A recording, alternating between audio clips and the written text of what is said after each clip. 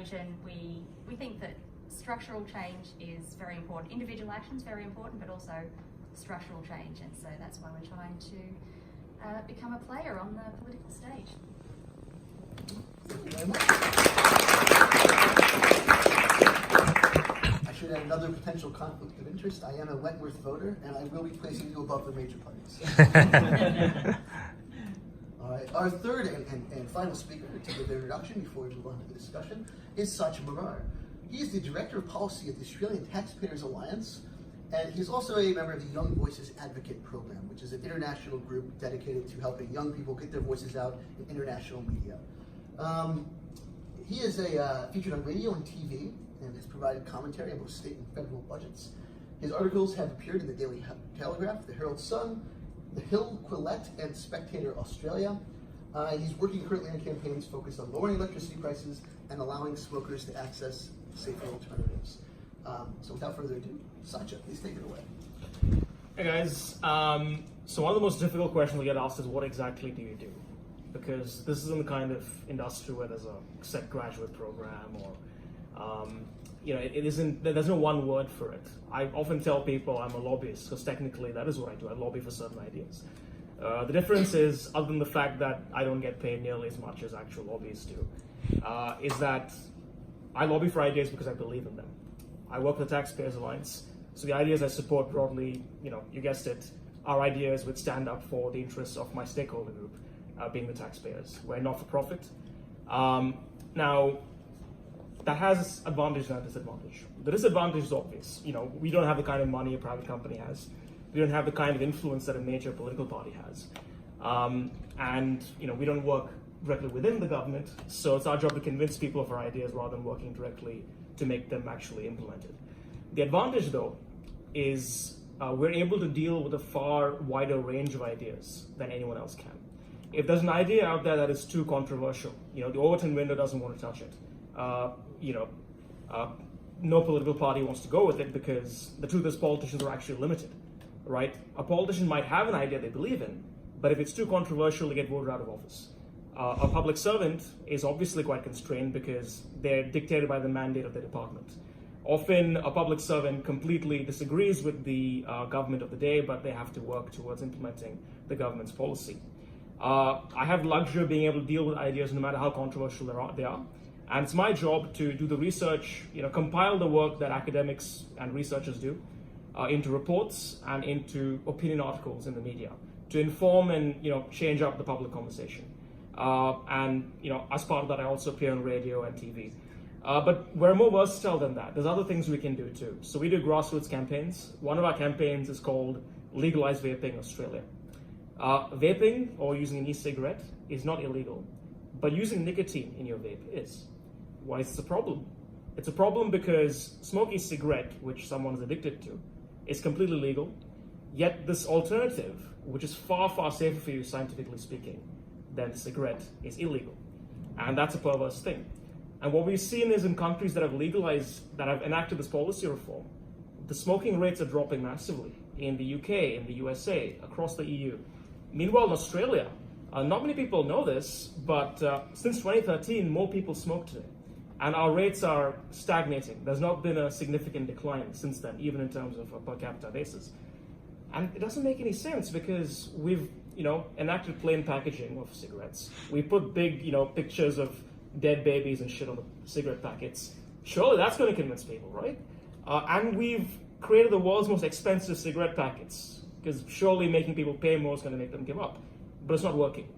And the reason we got into this campaign was because we believe in being compassionate towards people who suffer from addiction. We believe that if there is a safer alternative, and if you cannot quit, let's be realistic here, you should have access to product that will, according to the evidence, add years to your life. In doing so, we faced massive opposition from the health minister and from even public health agencies who take a very risk-averse approach. Much like how a parent, with a kid doesn't let them sometimes go out and socialize with other kids because they're too overprotective. So this is a situation where trying to be altruistic towards the kid is actually creating a perverse outcome, which is the kid doesn't develop those skills. In the same way, our current policies against tobacco, which is keeping this alternative illegal, are actually pushing more people onto smoking.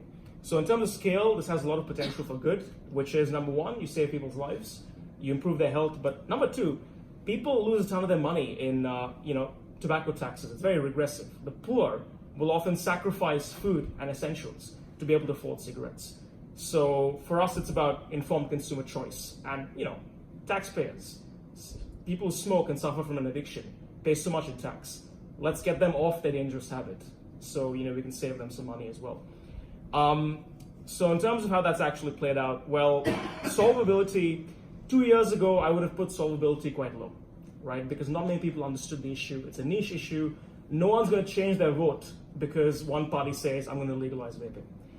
But in the last 2 years, we've been in that conversation consistently. We've written op-eds. We've done a national bus tour called, Vape Force One. That was quite a lot of fun.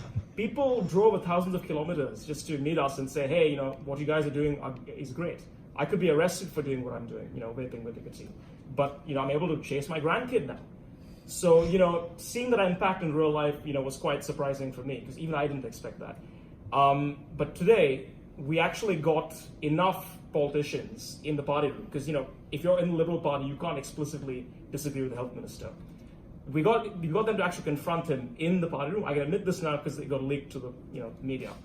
And the people leading the charge were politicians that we had met with who looked at our evidence and, supported it. We pushed him to the point where he went from saying on radio, this will never be legal on my watch, to him now saying, we're going to give this to an independent academic to review the evidence. So it's not legal yet, but look at the shift we've seen from something that was practically impossible 2 years ago to now it's probably going to happen or it's quite realistic. So it's a niche industry, but it's an industry where you deal with the business of ideas. You have a lot of freedom and you're there to provide the intellectual ammunition, but you're also there to make the point in a way that's emotionally convincing.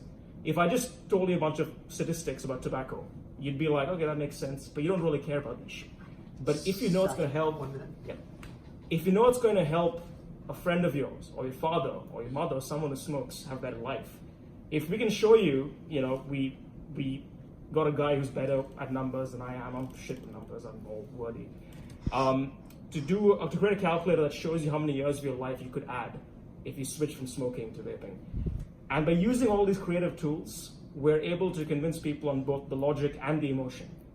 I'm sure all of you can think of causes where you firmly believe in it, but people emotionally don't care. So it's a versatile area to get into. The potential for impact, depending on what your cause is quite big. And you know what, even if the change that you're arguing for is not realistic right now, you know that a few years down the track, it could be possible. And when that happens, they will look back at the articles that you wrote and the research that you were arguing for. And then you feel like you're part of something a little bit bigger than you are. So that's why it's a good way to make change happen. All right, thank you. We'll now move into the open discussion period of the evening, and because I'm a diabolical chair of the panel, I'll warn you all that your first question will be generated by each of you. So you'll get to ask a question. Everyone else on the panel, including yourself, will get to answer that. So you have some time to think about that while I ramble. But that will be the first question we do, which takes the job off of me. I would remind all of our panelists as well, this is not the goal of this is not to convince people of a particular policy outcome, rather to convince people that there is a chance to affect policy change and how best to achieve that. So I'll start this discussion with a quote from Marx, given that this is a political conference. Groucho, of course. And Groucho Marx said that the politics is the art of looking for trouble, finding it everywhere, diagnosing it incorrectly, and applying the wrong remedies.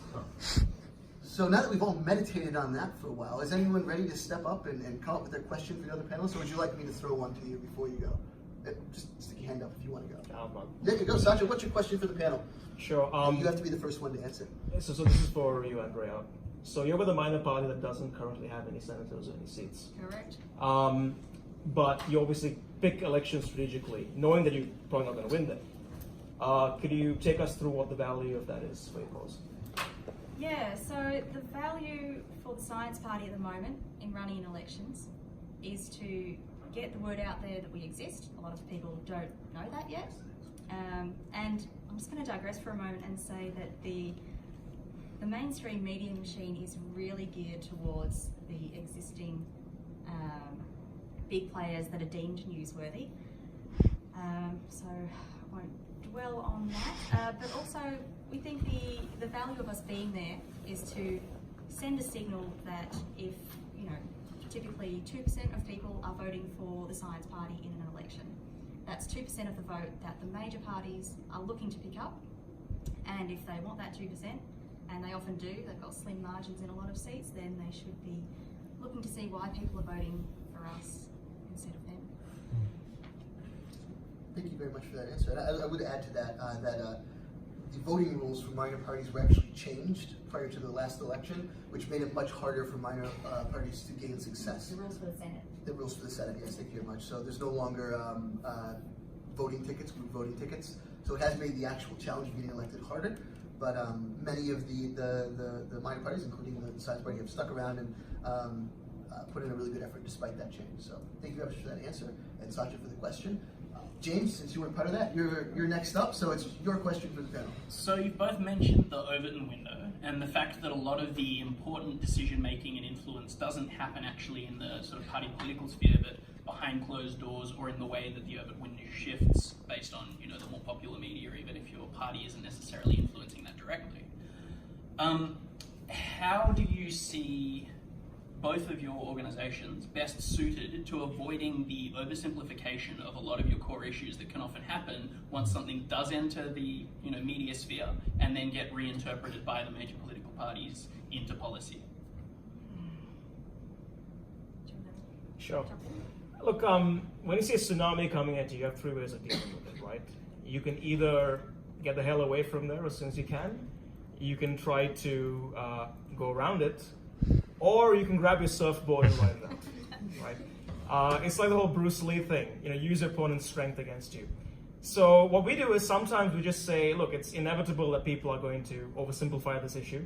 For example, tax policy. We obviously believe in lower taxes, but we know that the media will usually portray this as being, you clearly favor the rich rather than the poor. It's unfair, it's wrong, So what we do is we go right back at them with not oversimplified, but simple messages.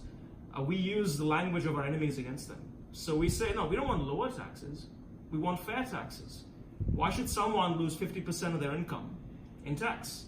It doesn't make any sense. So, if they want to go after, for example, people's pension funds with a higher rate of tax, we say, why are you going after retirees? They work their entire lives saving up money and you're going after them? So really, it's about understanding how the issue actually plays out. Understanding that sometimes oversimplification is inevitable, and seeing how you can maybe use that to your side's advantage. Sometimes you just can't. Like, for example, I'm going to argue to reduce the minimum wage because it's just very unpopular right now. It's bad timing, and the employment rate is quite good. No one's going to say, oh, I want to have more people hired into jobs, so let's lower the minimum wage. It's not going to work. So it's also pick your battles. We're quite happy for the major parties to adopt our policy.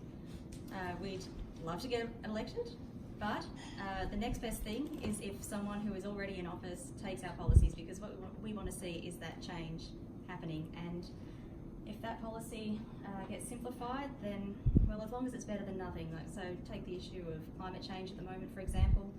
We have our preferred approach, but if, as a crossbencher, we weren't able to implement exactly what we want, we would go for something better than nothing. That's the short answer.